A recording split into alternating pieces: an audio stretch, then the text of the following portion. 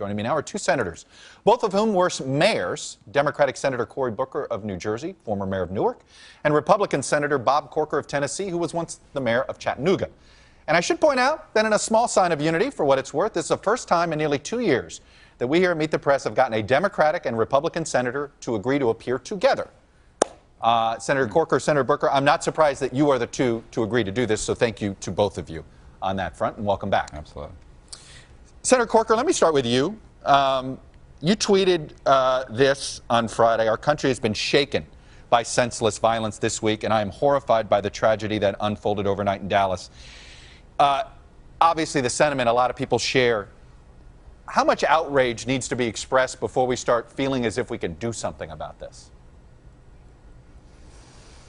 Well, look, we are doing something about it. I mean, I thought the response in Dallas was the kind of response that needs to take place. This is mostly a local issue, and individual mayors and police chiefs and others respond in an appropriate way. As mayor, one of the things that I knew, and I'm sure Cory knew the same thing, that when the morale at a police department is low, when people don't feel supported in police departments, folks are being hurt unnecessarily. So, look, it's the #1 responsibility that we have is to keep our citizens safe and secure, to make sure that they are professionalized. But the fact is that it's a breakdown in society when things like what happened in Dallas, where this moral depravity of this individual took the lives of people who were protecting folks who were demonstrating peacefully.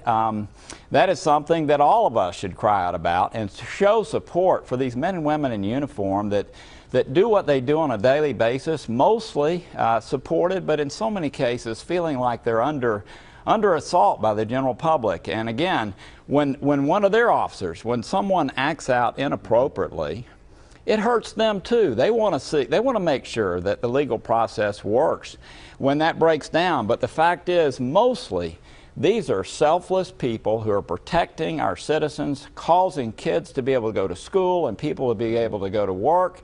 And that's what we ought to be talking about today, is their greatness. There are flaws that exist, but their greatness, what they do on our behalf. Senator Booker, you heard obviously Senator Corker there, and he also said this is a local issue.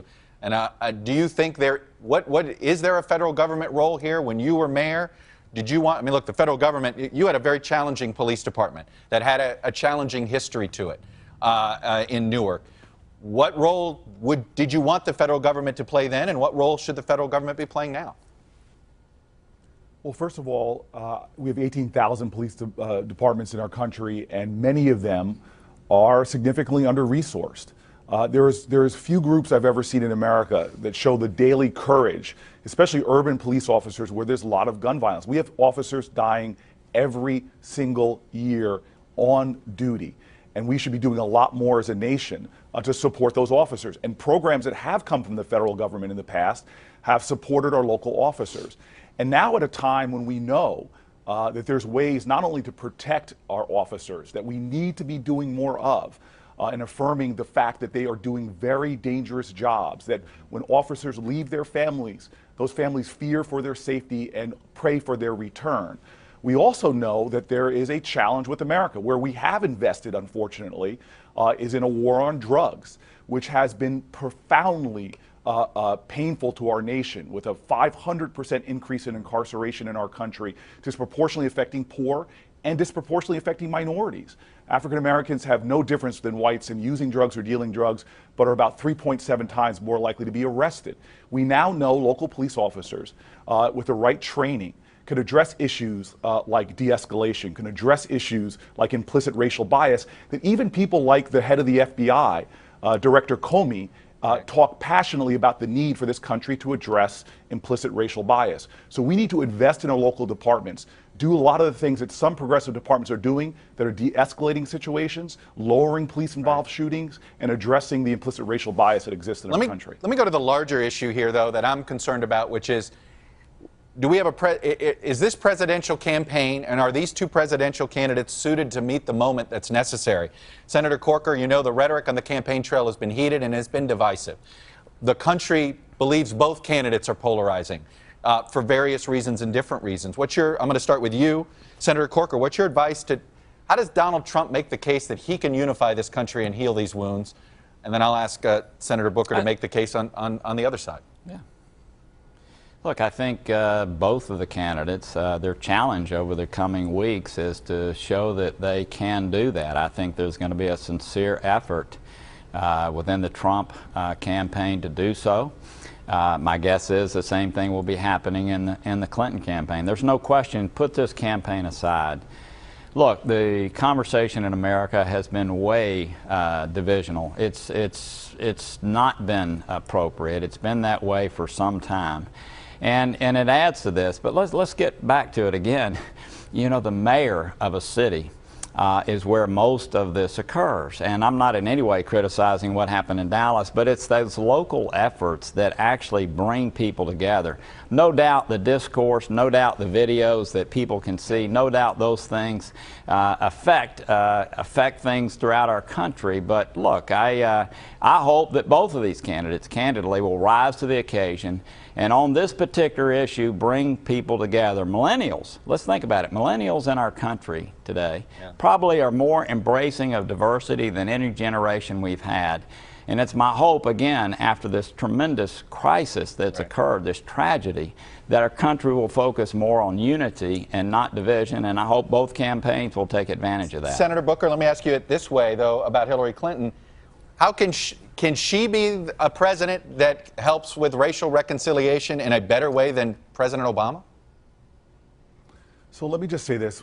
We have to all understand we have a country with deep reservoirs of love. We are good people. We are well-intentioned people. And when called upon, we rise to an occasion.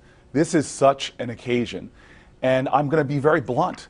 I've watched in pain when I see a presidential candidate. All of our words matter. Whether you're a citizen or a presidential candidate, words matter. And this is a time where we need courageous empathy, where we need undeterred love. And so when I hear a presidential candidate like Donald Trump gratuitously demeaning women, demeaning Muslims, demeaning Latinos, at a time where our country needs reconciliation, we need people that bind our wounds and build bridges across our chasms.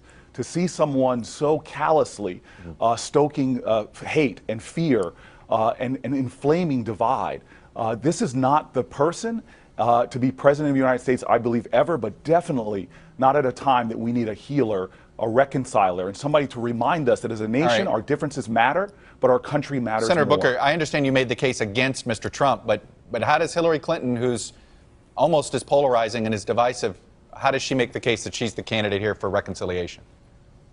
I patently disagree with you on issues of race and religious diversity, that she is in any way polarizing. If anything, I've watched her in black communities and white communities, and even after this tragedy, put forth the spirit of America, which is an understanding that, as our founders said in the Declaration of Independence, this is a time we need to mutually pledge to each other our lives, our fortunes, and our sacred honor. And she has manifested that on issues of race, of religion, of gender diversity. She is someone that can build our bridges, and far more than the alternative. Someone who is injecting more divisiveness in this country through his rhetoric, through his affiliations, and actually refusal to even denounce patent racists.